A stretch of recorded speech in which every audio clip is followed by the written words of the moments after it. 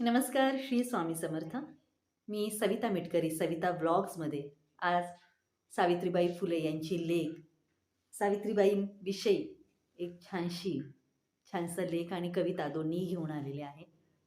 आणि त्यानंतर मी मोहन आणि रीमाबद्दल थोडं सांगणार आहे, की त्या छोट्याशा धक्क्यातून स्वतःला सावरत कसे शेवटपर्यंत स्वतःला प्रयत्नशील बनवलं त्यांनी स्वतःला, ते याच्या लेखात सांगणार आहे.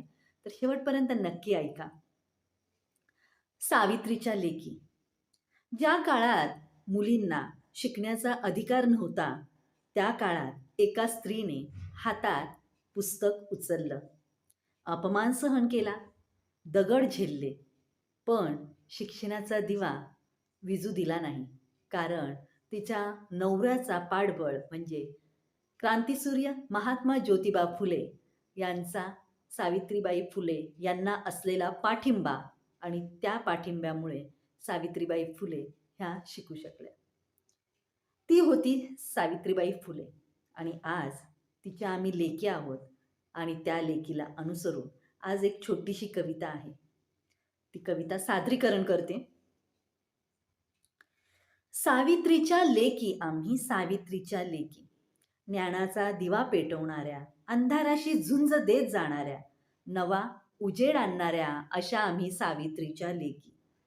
शब्दांवर बंदी होती जिथे, शब्दांवर बंदी होती जिथे शिक्षण होतं पाप समजलं, तेव्हा सावित्री माऊलीने माझ्या हातात पुस्तक उचललं, अशा आम्ही सावित्रीच्या लेकी. दगड, शेण, अपमान सारं तिने हसत हसत सोसलं. दगड, शेण, अपमान सारे तिने हसत हसत सोसलं. शिकवा, वाचा, जागी व्हा, हे मंत्र तिने आम्हा दिले, अशा आमच्या माऊली. आणि आम्ही त्यांच्या लेकी, सावित्रीच्या लेकी आम्ही, सावित्रीच्या लेकी.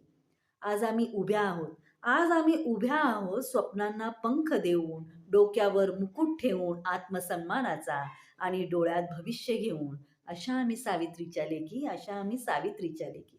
आम्ही सावित्रीच्या लेकी आता थांबणार नाही, आम्ही सावित्रीच्या लेकी आता थांबणार नाही कधीच. शिक्षण, समता, स्वाभिमान हीच आमची खरी ओळख राहील, हीच आमची खरी ओळख राहील, अशा आम्ही सावित्रीच्या लेकी, अशा आम्ही सावित्रीच्या लेकी. मुली शिकताना मुलींना घडवा, मुलींना घडवलं की मुली ह्या स्वतः स्वावलंबी होतात, आणि स्वावलंबी झाल्याच्या नंतर आपल्याला मुलीकडे लक्ष नाही दिलं तरी चालतं.